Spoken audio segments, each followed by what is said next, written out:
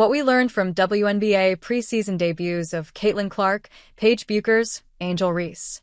The WNBA tipped off its preseason this weekend, with many of the league's biggest stars in action.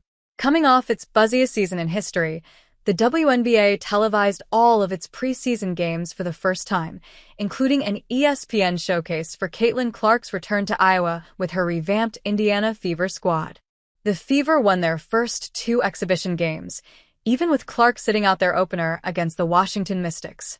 Aya Wilson, Jackie Young, Jewell, Loyd, and Chelsea Gray took the floor for the first time as a Las Vegas Aces quartet. Paige Bueckers began her career with the Dallas Wings, and Chicago Sky forward Angel Reese returned to LSU in a homecoming. Although only 7 of the league's 13 teams have played, and last year's WNBA finalists, New York and Minnesota, have yet to take the court, here are 6 early thoughts on what we've seen. 1. Has Angel Reese's game expanded? It's hard to draw too many conclusions from the Sky's 27-point win over the Brazilian national team, but it's already clear that Chicago's offense will look different this season.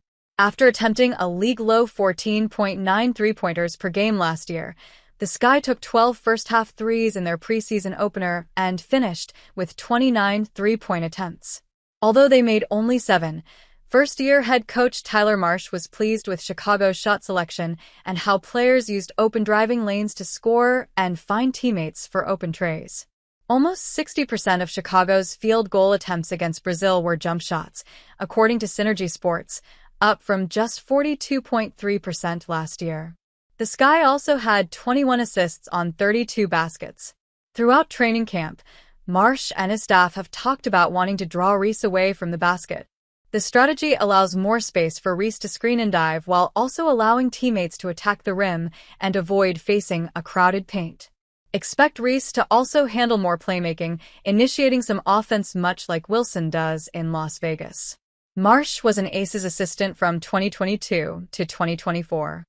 Guard Courtney Vandersloot's return to the Sky should also pay huge dividends for Reese and fellow second-year frontcourt player Camila Cardoso. Vandersloot found Reese for her first basket of the game and finished with 5 assists in 15 minutes. 2. Sonia Citron's strong first impression. Throughout draft preparation, executives around the WNBA raved about Citron's potential immediate impact. At Notre Dame, she was a versatile defender and a 3-level scorer. In Washington's preseason debut against the Fever, the number 3 pick in April's draft reinforced that she doesn't need the ball in her hand to make an impact. She buried 2 spot-up three-pointers with experienced defenders DeWanna Bonner and Lexi Hull closing out on her. She scored 6 of her 15 points off cuts. 1 field goal came on a hard drive right as she finished over Bonner. In 22 minutes, Citron spent time guarding Bonner, Kelsey Mitchell, Hull, and Sophie Cunningham as first-year coach Sydney Johnson tested her against players of various sizes and skill sets. She'll be a Swiss Army knife for Washington this season, shifting between roles. Saturday was the start of what should be a productive rookie season. 3. Clark, Fever don't miss a beat. The Fever had the league's best offense after the All-Star break in 2024, 109.6 points per 100 possessions, more than 3 points better than second-place New York. In Clark's first game of the year Sunday against the Brazilian national team, she missed Indiana's preseason opener against Washington with a left leg injury. That dynamic offense hit another level, albeit against a non-WNBA opponent, posting an offensive rating of 138.5 in a 108-44 win. Clark was at the center of it all.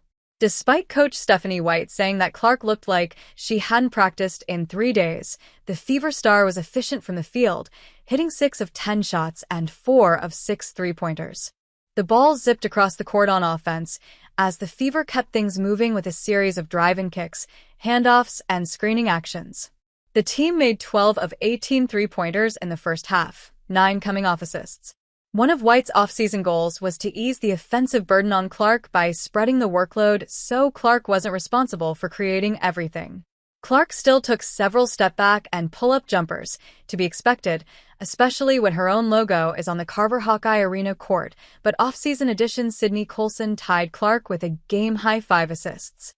5 other Indiana players had at least 3 field goals in the first half, the competitive portion of the game, as the Fever generated good shots in various ways. That's an important first step for Indiana as it prepares for a 44-game regular season and long playoff run. 4. Aces stars healthy, productive debuts. Beyond Wilson's MVP season, Las Vegas star Quartet struggled to put together consistent production in an unsuccessful three-peat chase in 2024. Gray never quite looked right after a foot injury sidelined her in the 2023 WNBA Finals, and Young played through an undisclosed injury after her Team USA gold medal contest to play in only 6 games during the unrivaled season. Both stars were in fine form in their preseason debuts. Young showcased her trademark bowling ball style getting into the paint. She had a career night drawing contact and earning foul shots, perhaps inspired by her new teammate Loyd, who was second among rotation guards in free throw rate in 2024. Young also had 9 assists and no turnovers, showing off sterling playmaking in transition. Las Vegas broadcaster Krista Blunk inadvertently attributed one of Young's outlet passes to Gray out of habit. Gray made 6 of 9 field goals, including 2 from her sweet spot in the mid-range that had to be especially dispiriting for Joyner Holmes and Dejonai Carrington. As the Aces figure out their second unit with the off-season departures of Alicia Clark, Tiffany Hayes, Kate Martin, and Colson, they will need to rely on their elite star power to remain in the championship picture. When at least 3 of Gray, Loyd, Wilson, and Young were on the court against Dallas, about 20 minutes of game time, Las Vegas won those minutes by 26 points. 5. Which Dallas rookies will make cut with Paige Bueckers? Coach Chris Cocklane said before the game that the Wings knew who their top 8 rotation players would be in 2025, but he hoped to use the preseason to sort out numbers 9 through 12. Those 8 include the 5 starters: Paige Bueckers, Eric Ogunbowl, Carrington, Nalissa Smith, and Tiara McCowan, plus Maisha Hines-Allen, Maddie Siegrist, and Tyasha Harris off the bench. That leaves 4 spots for 10 other training camp players, 2 of whom, Mackenzie Forbes and Kiki Herbert-Harrigan, were already waived after the preseason loss to Las Vegas. Harris was unavailable Friday, making Isaiah James the first guard off the bench, and the NC State rookie was aggressive immediately. Her first 2 scores didn't even require dribbles, as she hit a catch-and-shoot three-pointer and a layup on a cut. She forced 2 dead ball turnovers in one-on-one defense and even had a steal on the reigning MVP, which she turned into an assist to Siegrist. James also gave up her body attempting to take a charge on Wilson. Cocklane said he should have challenged the blocking call. James' place on the opening night roster is likely already secure, but the all-around effort in her debut should help her earn more minutes. A rookie who is closer to the roster bubble is J.J. Quinterly, a third-round pick out of West Virginia. Still, Quinterly looked as comfortable as she was on Big 12 courts in her first WNBA action. Thrown into the fire, she guarded Young on her first possession, but Young didn't score on her. Quinterly helped James force a travel on Gray and got a stop on Loyd in transition, all within her first 2 minutes. There are questions about Quinterly's height. Listed at 5 feet 8, she is likely shorter and was blocked on her first rim shot attempt by 6-foot Aaliyah Nye. However, for the most part, Quinterly excelled at getting downhill, particularly in her second shift. She made 7 of 10 shots, 9 in the paint.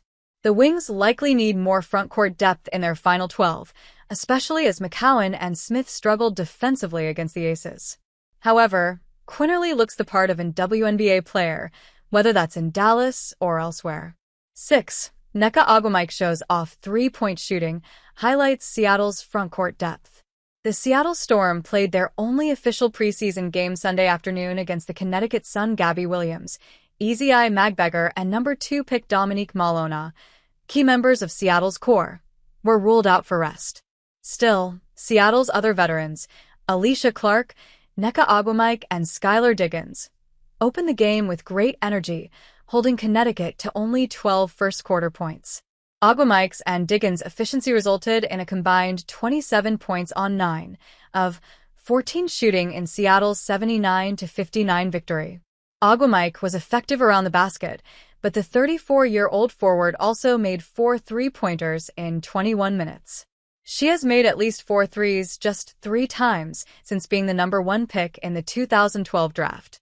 If she steps out and scores from beyond the arc this season, Seattle's offense should be even more dangerous. Coach Noel Quinn will have plenty of front-court rotation options with Malona, Magbeger, and Agumike. Add in Liueru, who had 15 points and 10 rebounds in her preseason debut with the Storm, and their front court is one of the league's deepest. This article originally appeared in The Athletic. Washington Mystics, Chicago Sky, Indiana Fever, Dallas Wings, Las Vegas Aces, WNBA.